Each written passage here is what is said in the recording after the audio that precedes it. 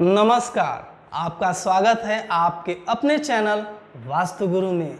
आज का एपिसोड बहुत महत्वपूर्ण है और बहुत सरल भाषा में आज मैं ऐसे दर्शकों को बताने जा रहा हूँ वास्तुशास्त्र के कुछ मूल सिद्धांतों को, कुछ बेसिक रूल्स को, जो पूर्वमुखी मकान में रहते हैं या पूर्वमुखी मकान का निर्माण कराने जा रहे हैं। आज मैं ऐसे सिद्धांतों को बतलाऊंगा जिसका पालन करना सभी पूर्वमुखी मकान के निर्माण में अत्यंत आवश्यक है।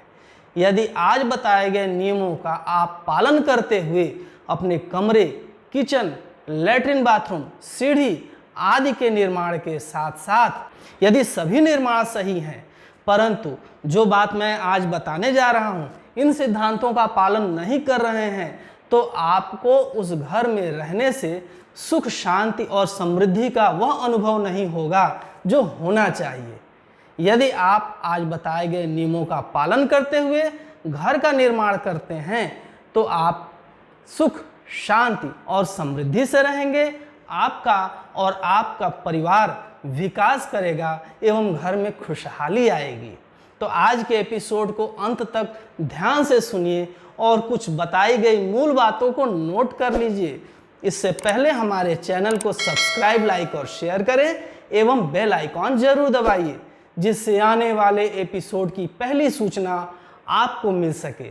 यदि आप वास्तुशास्त्र से संबंधित किसी भी शंका का समाधान करना चाहते हैं तो स्क्रीन पर दिए गए व्हाट्सएप नंबर पर अपॉइंटमेंट लेकर के संपर्क भी कर सकते हैं।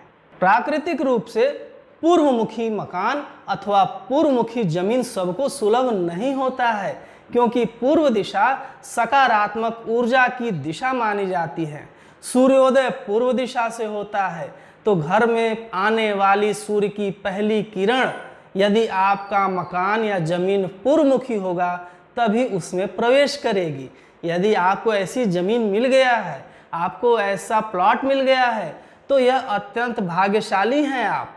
परंतु आपका निर्माण भी वास्तुसम्मत होना चाहिए। यदि आप पूर्ण फल लेना चाहते हैं, पूरा सुख लेना चाहते हैं पूर्वमुखी जमीन अथवा मकान का, तो आइए बिंदुवार एक एक करके वास्तुशास्त्र के सारे नियमों को समझिए और इसको अपनाइए, जिससे आप और आपका परिवार सुखी पूर्वक उस घर में निवास करे, उस घर में चुंबकीय संतुलन बरकरार रहे, पॉजिटिव एनर्जी बनी रहे। तो ऐसा क्या काम करें कि हम पूर्वमुखी मकान में हमेशा विकास करें और आगे की तरफ बढ़ें।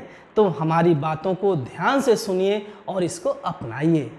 सबसे पहले हम बात करते हैं ओपन पैसेज की, ओपन एरिया की, कि पूर्वमुखी मकान में हम ओपन पैसेज किस दिशा में रखें। पूर्वमुखी मकान का निर्माण आप पीछे से आगे की तरफ करवा सकते हैं। फ्रंट में आप चाहे जितनी जमीन छोड़ सकते हैं, इतनी छूट पूर्वमुखी मकान के अतिरिक्त उत्तरमुखी मकान में ही संभव है। इसमें आप फ्रंट के अतिरिक्त आप उत्तर दिशा में भी यदि चाहें तो पैसेज, ओपन एरिया या गलियारा छोड़ सकते हैं, जिससे आपका मकान अत्यंत भव्य, दिव्य दिखाई पड़ेगा। उसकी सुंदरता में भी चार चांद लगेगा।